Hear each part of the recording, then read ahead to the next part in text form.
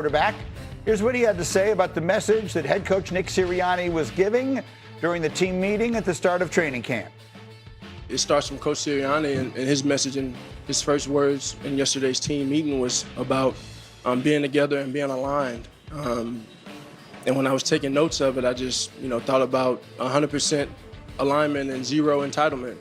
And so as a team, that's what everybody's pushing. All right, Hawk. So I'm going to try so hard not to do this. I'm going to try so hard not to read into everything everybody says. I did it yesterday with the sound bites that we had from A.J. Brown, and I don't want to do it again here. But when I hear Jalen Hurts get up there, it's basically the first words I've heard from him in this preseason, and he says, we need 100% in alignment and 0% entitlement. There's no way in the world my mind doesn't immediately go to A.J. Brown. You tell me if I'm putting 2 and 2 together and getting 5. You're not putting 2 and 2 together and getting 5, Greeny. I mean, if they try to insinuate that this isn't him indirectly saying what he thinks the problem has been in Philly, it's gaslighting is what the kids are calling that nowadays. You're trying to make me feel crazy for reading between the very clear lines. That's your laying out. We've all had these same conversations about what's going on in Philly for years now. And so the start of training camp to say, okay, this is a quote unquote new strategy that we're going to do. This is the new focus. This is the points of emphasis that I wrote down that are important for us to be successful. It does tell you what he's not saying by listening to what he is saying. Look, the reality of it is this. I don't know these men. I don't know Jalen Hurts. I don't know A.J. Brown. So I don't know what their relationship actually is. We all hear the same stories, whatever it is. But I think that it's inescapable that we will be following very closely the fortunes of each now that they are apart and see how A.J. plays in his new offense with Drake May and see how Jalen Hurts plays in this new offense without A.J. Brown. Absolutely. If you've ever been in a bad breakup, you're always checking Instagram to see, who's doing better? Who had fun at the concert? Who's going out to dinner with friends? You're always trying to one-up your ex, right? No, I'm doing better than you. That's what this year is going to be. And I think this is going to be addition by subtraction for Philly. I honestly think this offense is going to improve because if you look at who they were last year, they got so stale and stagnant before the snap especially. I mean, if you look at where Jalen Hurts was even attacking the football field, only 38% of his throws between the numbers. That's by far the lowest percent in the NFL by a big margin. They only motion about 49% of the time, which is 29th in the NFL. They're only under center about 24% of the time, which is 27th in the NFL. They run screens at the 4th lowest rate in the NFL. All these things that stress defenses, they were not doing. They were lining up and saying, can AJ win over there? Maybe, maybe not. Without him now, they can move pieces around more. There's more motion in this Sean Mannion system. There's more formation variation, a little more under center. That could be a major part for them. But they're going to mix things up, and they're going to actually stress a defense now as a whole, and I think they're going to be better because of it.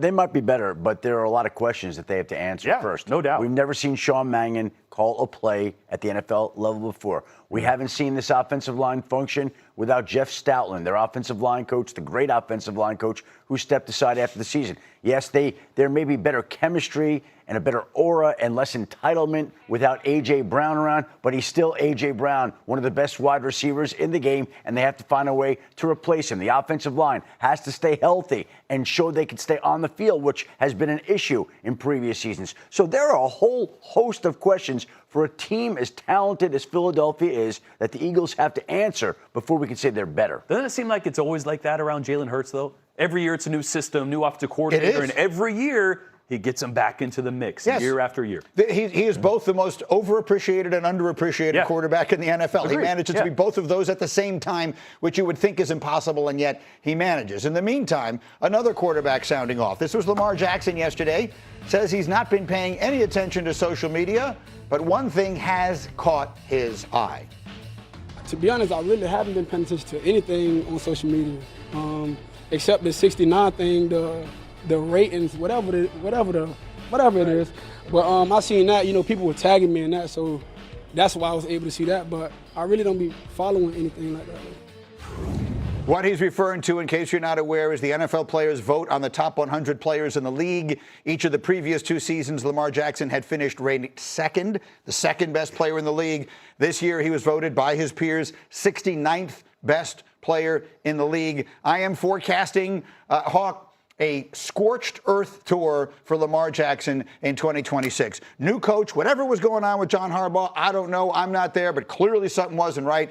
They handed the franchise over to him. He was involved in choosing the new guys. He was there for the opening day of training camp. The league, his peers voted him the 69th best player in the NFL. I think Lamar Jackson is going to have a monster season. What do you think, Hawk?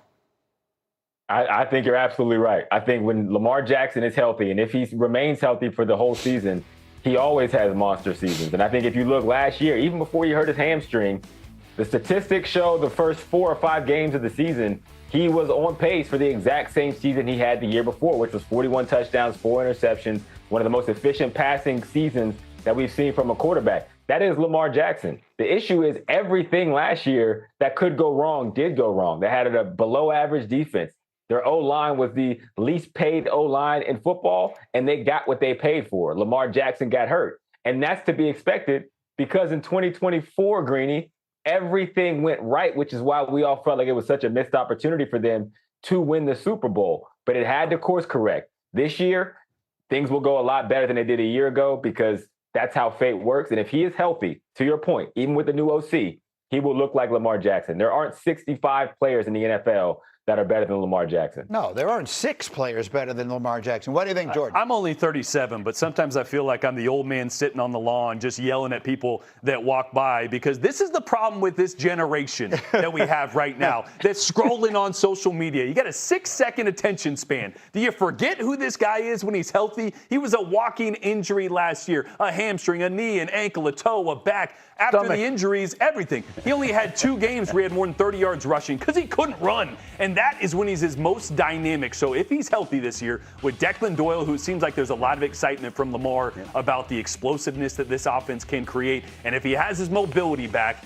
you're damn sure he's going to be one of the best quarterbacks in the NFL, guaranteed. Finish it up, Shefty. We said it before. I feel it today again, but Lamar Jackson and Josh Allen seem to be in the same boat here with organizations bringing in new coaches, bringing in new offenses, trying to revive these quarterbacks and not squander the chances that these guys have to finally get to a Super Bowl. Parallel paths, parallel legacies.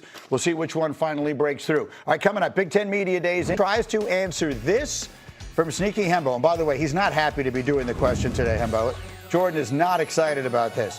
But I think you got a shot at it, Jordan. Here you go. Trivia is not my strong suit. In the CFP era, so going back to 2014, which coach has won the most games without winning the national championship? That's the question. The answer is next. Let's go back.